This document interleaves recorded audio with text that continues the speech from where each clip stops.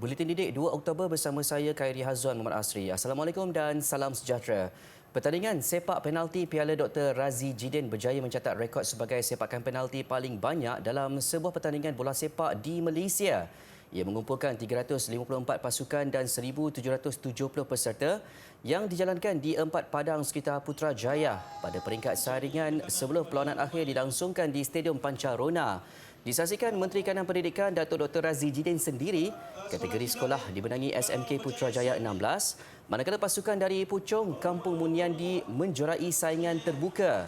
Pada sebelah petang turut berlangsung membabitkan organisasi media menyaksikan pasukan TV3 bergelar naib juara selepas tewas tipis 6-7 kepada RTM di perlawanan akhir.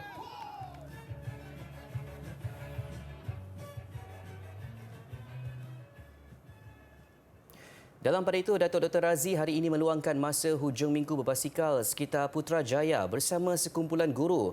Program Cikgu Fun Ride sejauh 25 km turut disertai Pengarah Bahagian Pengurusan Sekolah Harian Zainal Abbas, Pengarah Pendidikan JPWP Putrajaya Fariza Ahmad dan Wakil Jabatan Pendidikan Negeri Selangor. Melalui hantaran di Facebook Datuk Dr. Razi, program kerjasama dengan Majlis Belia Malaysia turut disertai masyarakat setempat.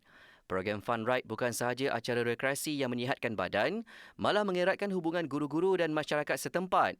Beliau berharap aktiviti sebegini lebih kerap dianjurkan dan disertai lebih ramai peserta. Sebanyak 52 rekaan fashion hasil ciptaan pelajar Kolej Vocational Tawau diperagakan pada pertunjukan fashion di kolej berkenaan. Semua seni reka fashion pakaian lelaki dan wanita dihasilkan pelajar Diploma Vocational Malaysia DVM tahun 2 program seni reka fashion. Program bertemakan Bumi Peladang berlangsung di Dewan Tun Ahmad Shah Kolej Vocational Tawau. Pertunjukan fashion terbahagi kepada 5 segmen iaitu Dream Day, Royal Borneo, Kingston, Garden City dan Cosplay. Tapi kali ini kita banyak menjemput dan mempelawar komuniti, masyarakat sekitar Tawau, juga rakan-rakan kolaborasi dari pihak industri dan sama ada dari Tawau ataupun di luar Tawau, termasuk alumni dan ibu bapa yang turut hadir sama menyokong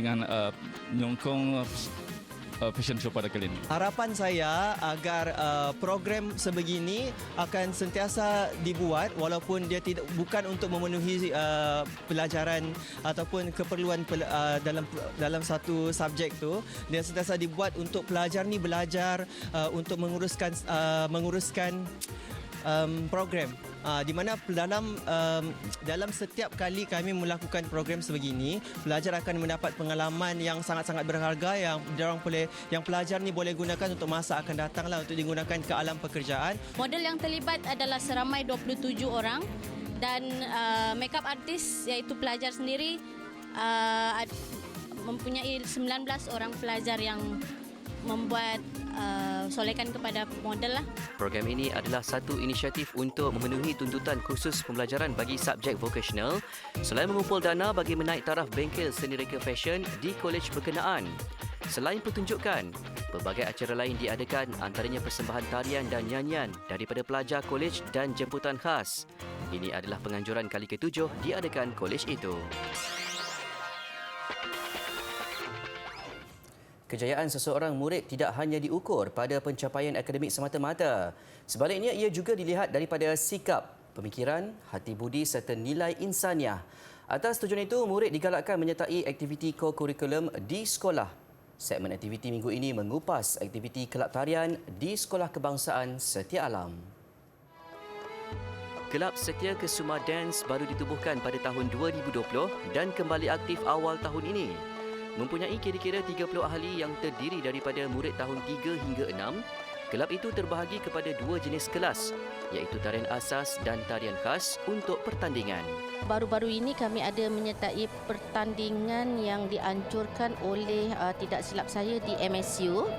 Walaupun kami baru sahaja bergiat secara aktif bermula awal tahun hari itu dan merupakan penyertaan pertama untuk tahun ini, alhamdulillah sekolah telah mendapat pencapaian tempat keempat bersaing dengan sekolah-sekolah yang memang dah established dan hebat dalam persembahan mereka. Tambahnya daripada situ, pertandingan demi pertandingan disertai mereka untuk menggilap lagi bakat penari-penari cilik itu. Rosita turut melihat kerjasama antara ibu bapa dan warga sekolah penting dalam menentukan hala tuju murid, baik dari segi akademik maupun aktiviti co-kurikulum. Bagi Ketua Kelab Muhammad Airil Hazrik dari tahun 6, minat dalam bidang tarian bermula 2 tahun yang lalu. Paling saya suka Inang dengan Zapin. Kenapa? Kerana gerakan diorang sangat cantik, tangkas dan susah pun susah jugalah. Tapi yang paling saya suka kalau sama. Itu dia. Saya rasa bangga sebagai seorang ketua.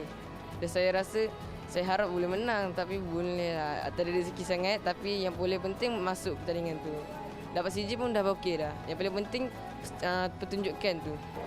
Sebab menari tu best. Lepas tu kalau menari tu dapat menari dengan kawan-kawan. Lepas tu dapat jumpa kawan baru. Lepas tu kawan ajar kalau tak tahu tarian tu. Selain menyeronokkan, tarian juga merupakan aktiviti melibatkan pergerakan lokomotor dan minda yang bermanfaat buat anak-anak seawal usia 9 tahun.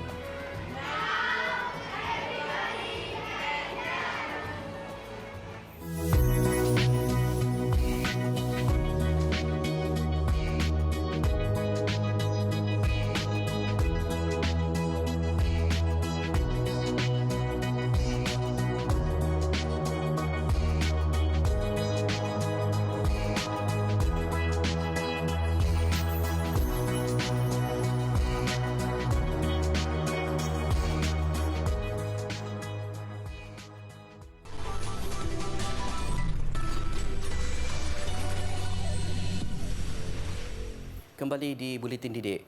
Melayan Banking Berhad Maybank menganugerahkan biasiswa penuh bernilai RM4 juta kepada 61 pelajar Malaysia yang layak daripada keluarga berpendapatan rendah. Ia bagi melanjutkan pelajaran ke peringkat ijazah pertama di universiti tempatan dan luar negara terkemuka tahun ini. Biasiswa di bawah anugerah biasiswa kumpulan Maybank itu adalah tambahan kepada 71 pemegang biasiswa Maybank sedia ada di bawah program beasiswa yang ditadbir oleh Yayasan Maybank. Pengerusi Maybank Tan Sri Zamzam Zairani Muhammad Isa berkata, jumlah kos biasiswa untuk 132 pelajar ini adalah lebih kurang 7.2 juta ringgit untuk tahun ini. Sejak 5 dekad lalu, lebih 2,000 pelajar telah mendapat manfaat daripada program biasiswa Maybank sekaligus memberi sumbangan besar kepada pertumbuhan organisasi serta negara. Tambahnya, Maybank kekal komited untuk terus membangunkan dan memperkaya kumpulan bakat berpotensi dengan menyediakan tajaan kepada pelajar Malaysia yang layak, terutama mereka dalam kategori B40 untuk melanjutkan pengajian tinggi yang berkualiti di universiti awam terkemuka di negara ini serta di Amerika Syarikat, Australia dan United Kingdom. Anugerah biasiswa kumpulan Maybank yang telah menjadi inisiatif tanggungjawab korporat teras kumpulan sejak 1970-an merangkumi sokongan keuangan termasuk yuran pengajian, allowance sari hidup, penginapan, allowance buku, perlindungan insurans dan komputer riba. Ia bertujuan membangunkan bakat secara profesional melalui kerjaya yang memberikan manfaat bersama Maybank. Program pembangunan kerjaya pula termasuk program pelatih, tugasan perniagaan serta bengkel pembangunan peribadi dan kepimpinan. Lebih 400 peluang pekerjaan ditawarkan pada Hari Terbuka dan Karnival Kerjaya Malaysia Aviation Group MAG 2022 di Akademi Malaysia Airlines Petaling Jaya baru-baru ini. Acara 2 hari itu menawarkan kerjaya dalam bidang teknikal dan bukan teknikal. Antaranya kru kabin, kru teknikal, kaki tangan kejuruteraan, catering, pemasaran, operasi lapangan terbang serta e-dagang. Program julung kali ini juga bertujuan menyokong usaha kerajaan mempercepat pemulihan sosio-ekonomi negara serta menggiatkan semula pertumbuhan industri penerbangan selepas era pandemik COVID-19. Tujuan saya datang ke sini untuk menambah ilmu, cari informasi untuk habis belajar nanti. Program ni amat pentinglah untuk semua sebab kita pun tak tahu kan program apa, minat apa kita lepas pada ni kan. Just bila wujudnya program macam ni kiranya membuka peluang lah untuk semua pelajar mengenal pasti apa yang dia peminat dan apa peluang berjaya selepas ni.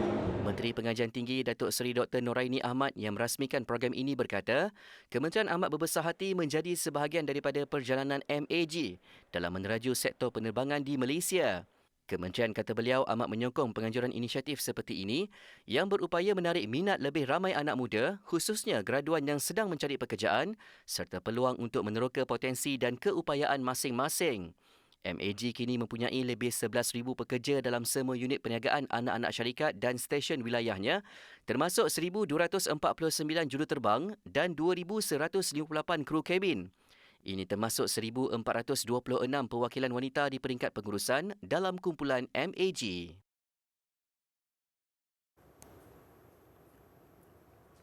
Fasiliti inovasi kita semula Fix Fasa 2 yang memfokuskan kepada memproses sisa domestik dan pukal akan dibina bersebelahan Fix Fasa 1 di Presin 20 Putrajaya tahun depan. Pembinaannya membabitkan kos kira-kira RM50 juta. Fix Fasa 2 akan dilengkapi teknologi incinerator dan dijangka beroperasi pada 2025 ketika Pusat Tapak Pelupusan Sampah Tanjung 12 Kuala Langat tidak boleh menerima lagi sampah dari Putrajaya. Ketua Pegawai Eksekutif Alam Flora Sdn Bhd Datuk Muhammad Zain Hassan berkata, Fix Fasa 2 sedang melalui proses penilaian kesan kepada alam sekitar EIA sebelum pembinaannya dijalankan. Berkongsi kepada media selepas program Waste is Amazing Upcycling Competition 2022, Fix Fasa 1 yang mula beroperasi pada 2020 hanya menerima sisa buangan kering seperti kertas, cardboard dan plastik. Ia juga menerima antara 80 dan 92 tan kertas sehari yang dihasilkan penduduk serta perusahaan komersial dari kawasan sekitar. Katanya lagi, penglibatan kita semula di Putrajaya adalah tinggi. Pada masa sama, Putrajaya juga mempunyai beberapa pusat pembelian barangan kita semula yang menerima banyak sisa daripada penduduk dan perusahaan komersial. Sementara itu, Presiden Perbadanan Putrajaya Datuk Fadlun Mak Wujud berkata, kadar kita semula Putrajaya pada masa ini adalah kira-kira 16% dan dijangka mencecah 40% menjelang 2025.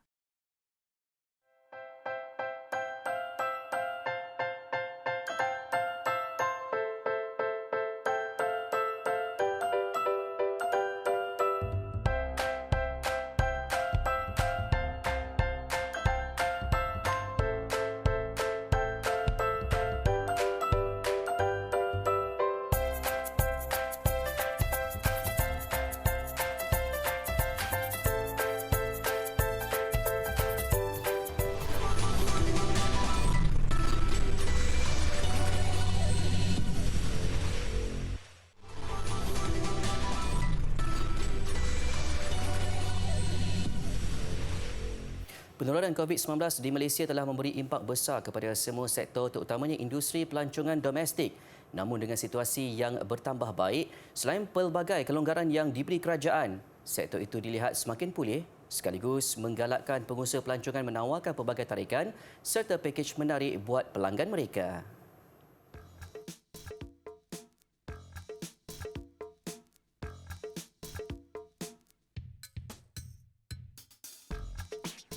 Antara lokasi yang menjadi tarikan, Sungai Jahang Gopeng Perak yang menawarkan pengalaman menarik buat mereka yang gemarkan aktiviti melibatkan alam semula jadi.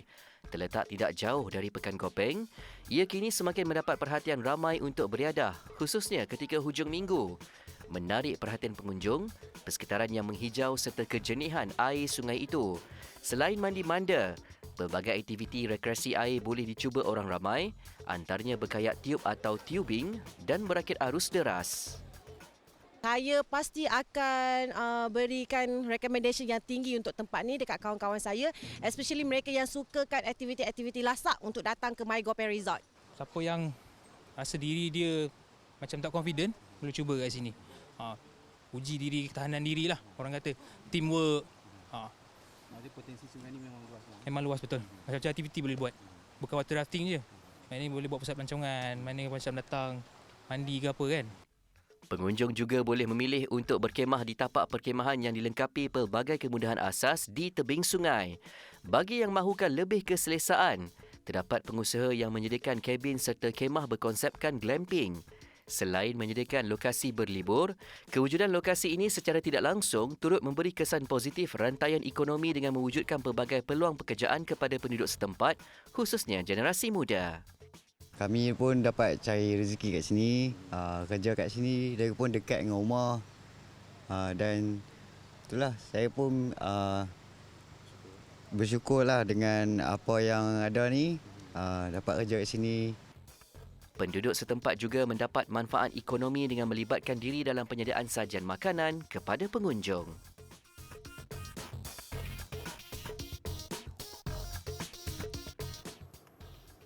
Seterusnya, di Selangor pula, Nights of Fried Egg membuat kemunculan semula tahun ini selepas hampir 3 tahun menyepi akibat pandemik COVID-19. Ia menyajikan 8 rumah hantu termasuk The Hotel The Vale, Horrorwood Studios serta 99 Doors yang dibawakan oleh Taman Tema Sunway Lagoon dan The Sudden Impact Entertainment Company. Menurut pengarah eksekutif Taman Tema Sunway Lagoon, Kelvin Ho, NOF Egg juga akan mempersembahkan teater berhantu, zon menakutkan, thrill rides dan beberapa acara menarik di pentas utama mereka. We have a limit, of course, for safety, we are targeting about 4,000 every night. So please get your ticket fast because it's going very, very fast. What is important is Sunway being a very good venue for this kind of occasion. It's a safe place, it's a very good time, and we do it with style and we do it very well. Our aim is to create a very entertaining event in Malaysia. You know, the other thing I think that's a testament is that we actually get the multi-race population to the event. You know, we get the Malays, the Chinese, the Indians. Everyone comes and explores it, but also we get that in the cast. We hired 300 local kids to be the ghosts, to be the hantus, right? That's a lot of young people, Malaysian. Lebih menarik, NOF8 turut menampilkan pelakon tanah air iaitu Nabila Huda sebagai salah seorang yang membawa watak hantu di festival berkenaan. Permainan video berdasarkan koleksi sebuah muzium di Itali semakin menjadi kegilaan. Di Muzium Arkeologi Kebangsaan Naples, pemain dan pengunjung boleh merantau ke masa silam bagi mencari acara bersejarah pada zaman dahulu.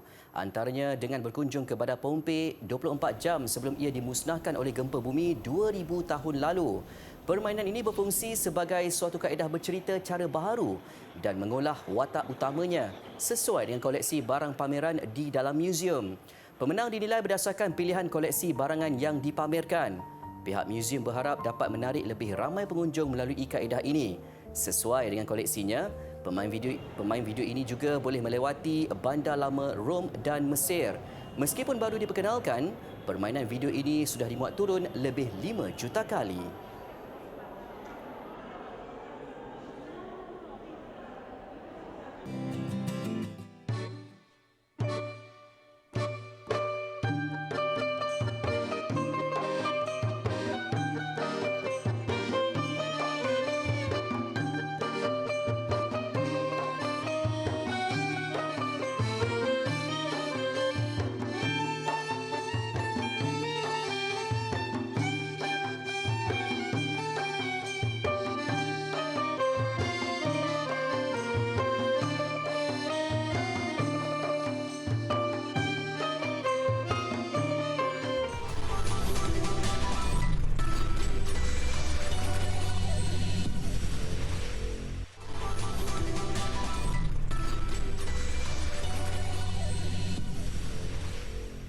Masih di Buletin Didik, Sukan.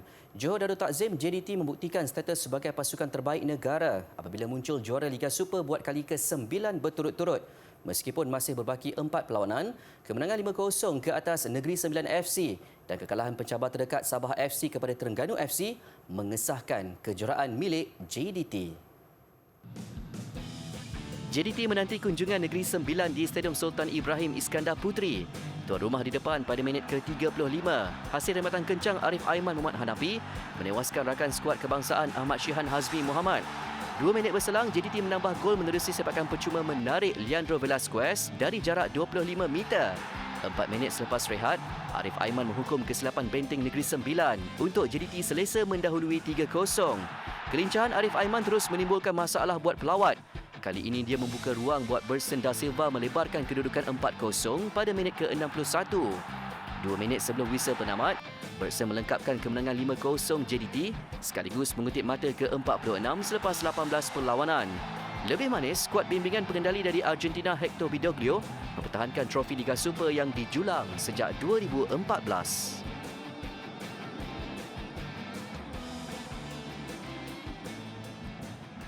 Sementara itu, Terengganu FC melenyapkan hasrat Sabah FC untuk terus menyaingi JDT apabila mengalahkan skuad bimbingan Datuk Ong Kim Swee itu.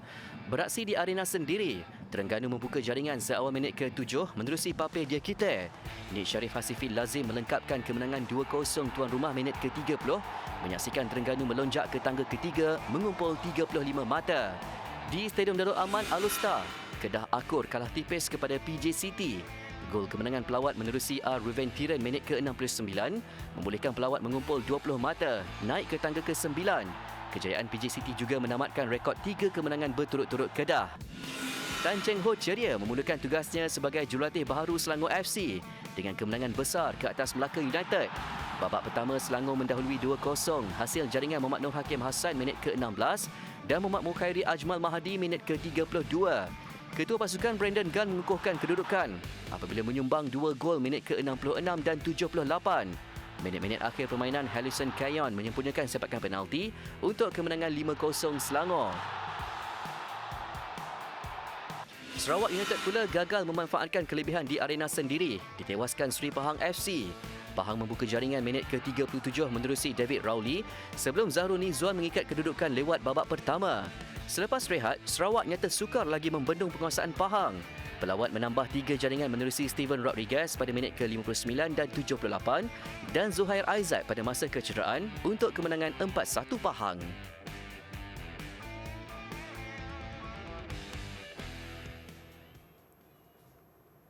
Ini pula susulan rusuhan penyokong perlawanan Liga 1 Indonesia, pertemuan Arema FC dan Persebaya Surabaya di Stadium Kanjuruhan, Malang. Presiden Indonesia Joko Widodo memberi arahan tegas supaya seluruh Liga 1 berhenti beraksi seketika. Bukan itu sahaja, Persatuan Sepak Bola Seluruh Indonesia PSSI juga berdepan hukuman berat dari Persekutuan Bola Sepak Antarabangsa FIFA dan Konfederasi Bola Sepak Asia AFC. Menurut Setiausaha Agungnya Yunus Nusi, FIFA dan AFC mahu laporan segera dibuat sebelum hukuman diputuskan. Yang pasti, status Indonesia selaku tuan rumah Piala Dunia bawah 20 pada Mei hingga Jun 2023 membabitkan 24 pasukan juga kini menjadi tanda tanya. Untuk rekod, PSSI sebelum ini pernah digantung setahun oleh FIFA pada 2015 ekoran campur tangan kerajaan dalam saingan Liga Domestik. Kita juga telah perintahkan kepada Menpora. Assalamualaikum warahmatullahi wabarakatuh. Baik, tenis terbuka Kuala Lumpur. Pemain kebangsaan Kuwait Hao Sheng muncul juara persoalangan lelaki menumpaskan lawan dari Indonesia Rifki Sukma Ramadan. Bagi saingan wanita, pertembungan dua pemain kebangsaan menyaksikan kejutan Zem Lim Ji Juan menewaskan Iman Syuhada Abdullah. Aksi final sememangnya dinanti dengan wakil Perlis KW Hao Sheng dijangka diberi tentangan sengit Rifki Sukma Ramadan. Kemampuan mengetepikan beberapa pemain pilihan mengiringi reputasi Rifki, namun Hao Sheng juga jelas berada dalam kelas tersendiri. Sengit pada set pertama dengan Rifki menampilkan cabaran hebat, Hao Sheng tenang berdepan tekanan yang dihadapi sebelum menamatkannya dengan keputusan 6-4. Set kedua, Rifki mula hilang rentak ketika Hao Sheng menguasai perlawanan selepas dapat membaca pergerakan lawannya itu. Hao Sheng mengesahkan kejuaraan apabila mudah memenangi set kedua 6-0. Sementara itu, saingan persoalangan wanita menyajikan pertembungan dua pemain kebangsaan. Gelaran juara menjadi milik wakil Selangor Zen Lim Ji Juan. Dia mencipta kejutan apabila menewaskan pilihan utama yang mewakili Negeri Sembilan Iman Syuhada Abdullah juga menerusi kemenangan straight set. Zen Lim menang 6-1, 6-4 untuk membawa pulang hadiah wang tunai berjumlah RM5,000 selain trofi kejuaraan. Manakala Hao Sheng meraih hadiah wang tunai RM8,000 serta trofi kemenangan.